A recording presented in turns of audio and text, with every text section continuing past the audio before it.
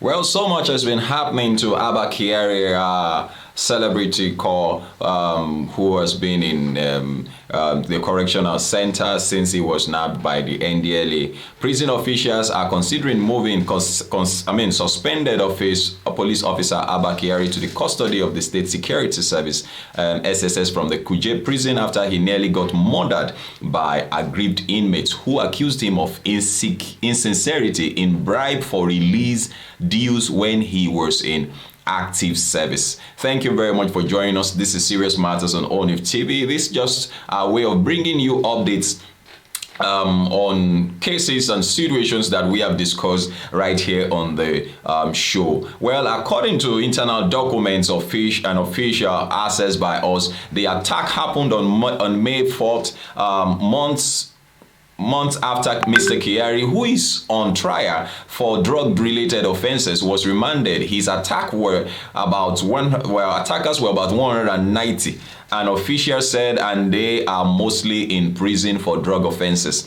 Well, we'll get to understand what's actually went. Because you recall that we did a video where Abba Kyari was raised an alarm that his life was in danger and that people are threatening his lives, and we came up to say, oh, what goes around comes around, and but now they have made a physical attempt on him to take his life. But then let's look at the things, because a lot of interesting things had happened since he got into prison. Now, Mr. Kyari, 47, a DP, Deputy Commissioner of Police, was a decorated cop and head of intelligence, Elite's intelligence response team of the Inspector General of Police before his fall.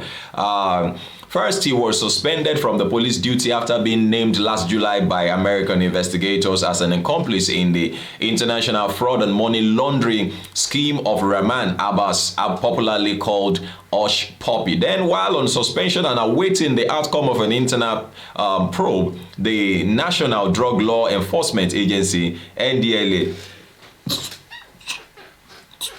I beg your pardon, NDLA, in February accused him of involvement in a drug trafficking conspiracy. The agency released a video in which Mr. Kyari appeared to be describing his use of his team to push drugs and discussing sharing of criminal fortunes. He was charged to court in March and remanded in Kuje prison.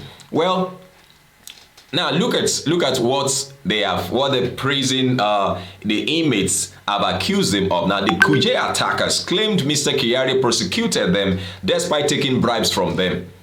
They are claiming that he took bribe from them, and this could even be used against him. This information that is coming out from even the prison or the correctional centers could even still be used against him, that he prosecuted them despite the fact that he took bribes from them. Our source said one of the sources, a state investigator and intelligence officer, described Mr. Kyari as a dodgy criminal. He said Mr. Kyari has not been convicted of any crime and has said he is innocent of the allegation for which he has been charged. Of course, every criminal suspect will first of all claim, not being guilty, except for those who know that, well, there's no point, beating about the bush. Now, quoting the inmates, our source said Mr. Kyari was eliminating smaller drug dealers to clear the field for Afam Ukwata, a suspected billionaire drug allegedly behind the 3 billion tramadol deal linked to Mr. Kyari. Of course, he has also been arrested. Inmates claim that upon arrest, Abba Kyari demanded bribes to kill the case, then still prosecuted them. A Kuje prison source who assessed the testimony of the aggrieved inmates said the spokesperson for the Nigeria Correctional Center Service, Francis Enobore, denied the attack on Kyari. But Premium Times confirmed the attack from officials with direct knowledge of it and the service's internal documents. Well, let's look at the settlements. What actually transpired now in prison after, these guys rose up to accuse him that he collected money from them and yet still sent them to jail. According to our sources, Mr. Kyari was rescued by officials and has since been kept in an isolated cell under heavy protection where no one sees him for fear of attack or poisoning. To buy his safety, Mr. Kyari had to pay each of the aggrieved inmates 200,000 naira in prison. And so that means he has access to his phones. That means he has access to money. And because I don't understand, somebody is in prison and he's still being able to pay. That means he has access to money, he has access to his phone. It's as good as still being free. If he can do what he's doing outside, inside. In initial settlement fees, he paid 200,000 naira to each of the aggrieved inmates and then procured DSTV subscription for sales to buy loyalty and peace, one source said. However, Mr. Enoboro, who speaks for the correctional service, said, "I am not aware Abba Kyari paid anybody to secure his safety in prison. Mr. Kyari is alleged to have amassed wealth far in excess of his fair earnings by inverting his roles as a law enforcement officer and involving in illicit activities." In April, the NDLA said they marked properties in Borno, Kano, Lagos, and Abuja linked to the disgraced officer. Well, still threatening to kill. Despite the settlement, the aggrieved inmates have continued to threaten Mr. Kyari's life, the source said. Regardless of the level of protection they vowed to get him, a source said the inmates have given him an ultimatum to return all he extorted from them or he be killed.